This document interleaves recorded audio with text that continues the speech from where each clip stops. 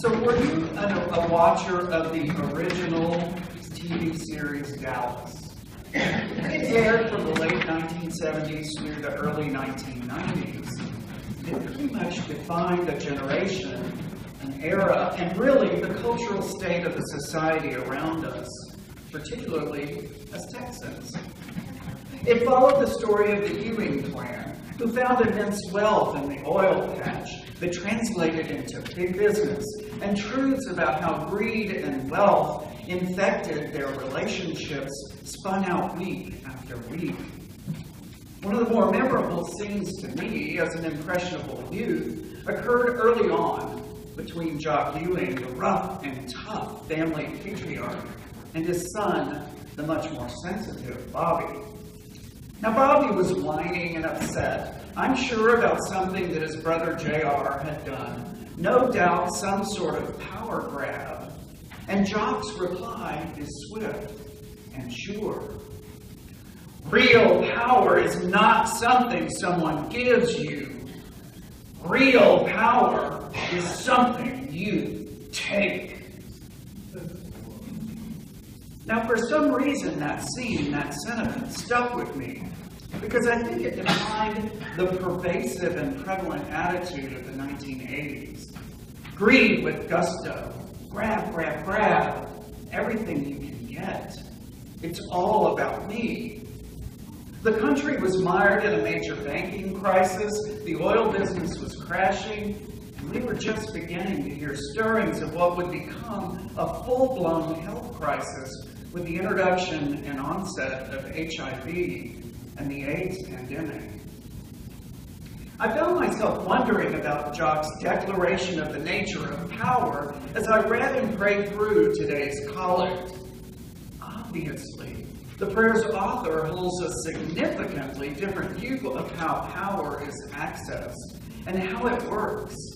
He, or she, but it was most likely he because that's who got to do those things in those days, asserts that God's power, God's almighty power, is demonstrated in showing mercy.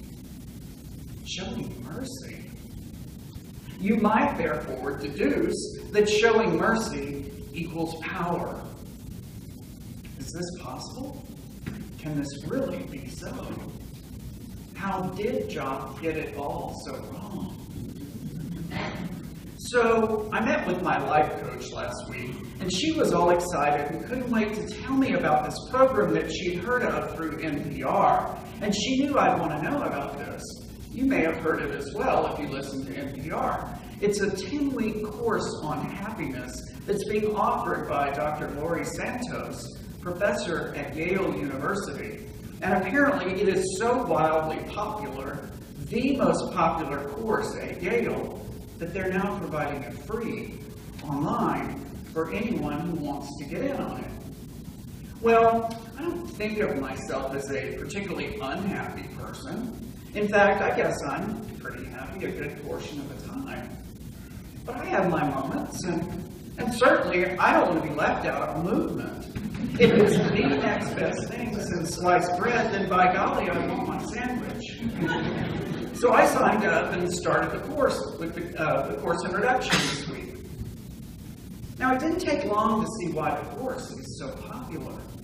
It starts with background and some statistics on just how unhappy we really are as individuals and as a society, which is really kind of strange when you think about the level of resource that we have. But did you know, for example, that Americans report being the most unhappy people in the world? Apparently, antidepressant usage has increased over 400% since 1994.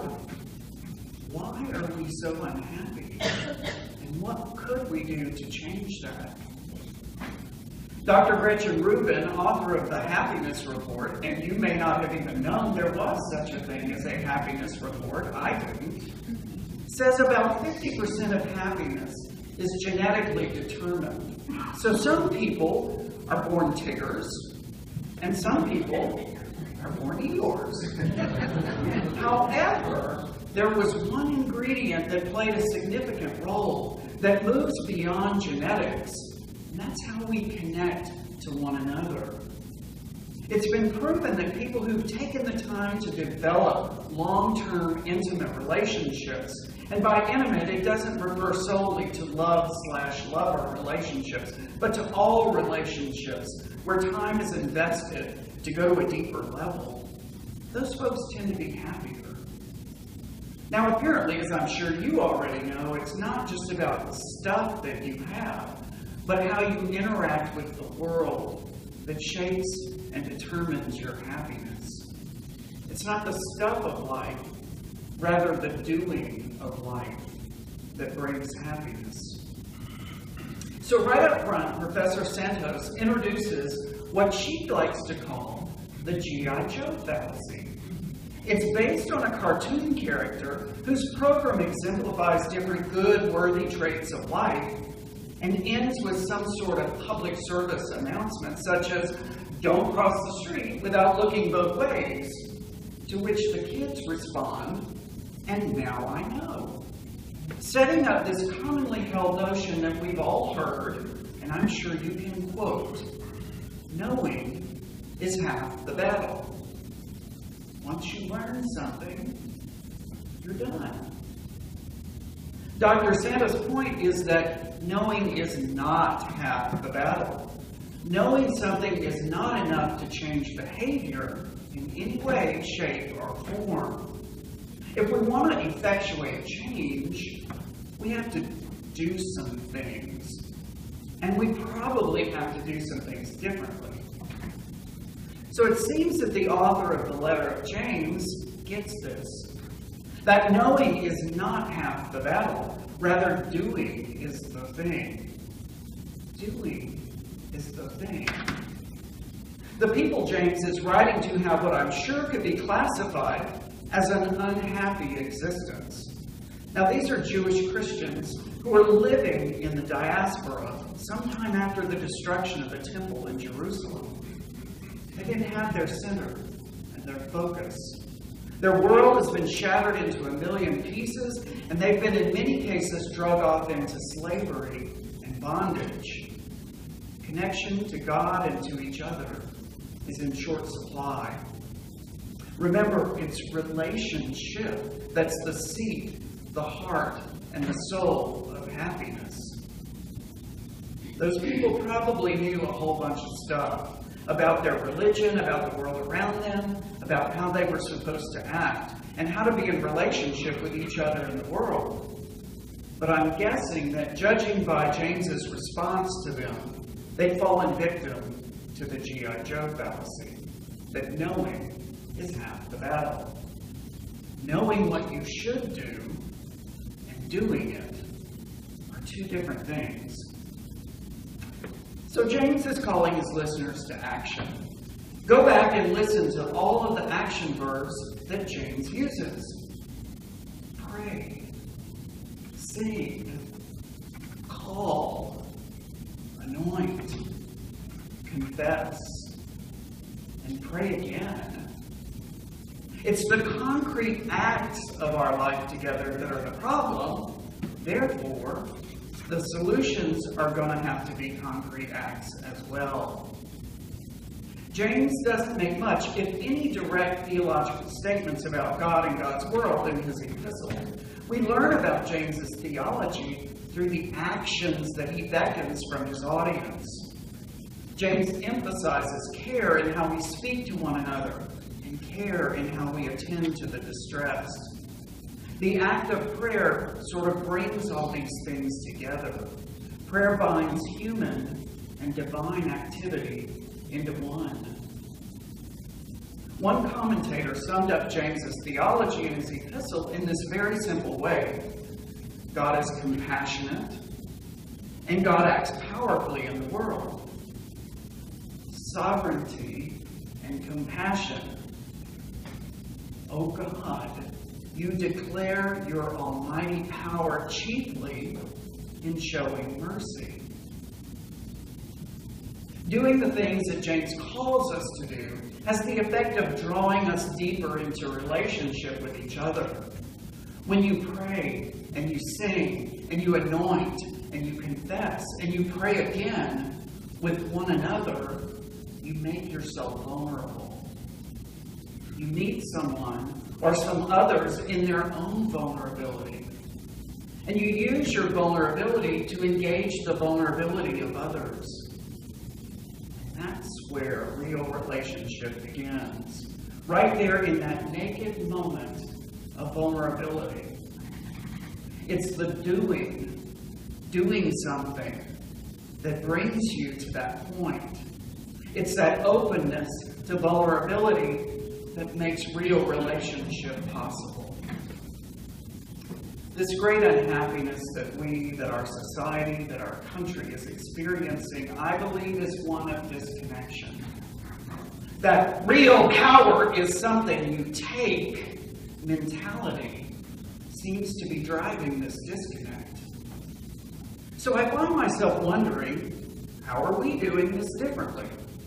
How are we as Americans, and we as Christians, and particularly we as St. Martin in the Fields, doing this differently? We know a whole bunch of stuff, but what are we doing? So every time I drive up to the church, I see the sign outside that proclaims, "All are welcome here. You just can't miss it." It's probably the most striking and memorable thing about St. Martin's that I not only witness, but I hear about from those who visit. In fact, I thought maybe it was the mission statement of the church. You could do a whole lot worse than that as a mission statement. So that led me to the church's website, where I did in fact find the mission statement, which I'm sure that you all know, but I'll refresh our memories. St. Martin in the Fields, the Episcopal Church, is an open and accepting community where the love of Jesus lives and transforms through worship, education, fellowship, and service in our church and in our world. That's a whole lot to know. Which then led me to wonder, so how are we doing? I think for the most part, we know that in here, inside these walls. Visitors tell me all the time that it's the openness and the acceptance that draws people in. Members tell what a tight-knit community of love and acceptance that this is. And I have to admit, I've already experienced that myself. But I find myself wondering, does the world that's outside of those doors know that that's our mission? Are we doing enough to make sure that we're known in the world? What are we doing and what could we do more of to make transformational mission known beyond our walls? It's our actions, the stuff that we do out there that will tell people of God's great love and God's great compassion, and ultimately of God's sovereignty. The stuff that we do will draw us into relationship with that broken and hurting world. The stuff that we do will bind us deeply in Christian love to not only Christians, but to all of God's creation. And that, I believe, will bring happiness. Happiness that has the ability to heal and to transform the world. May it be so.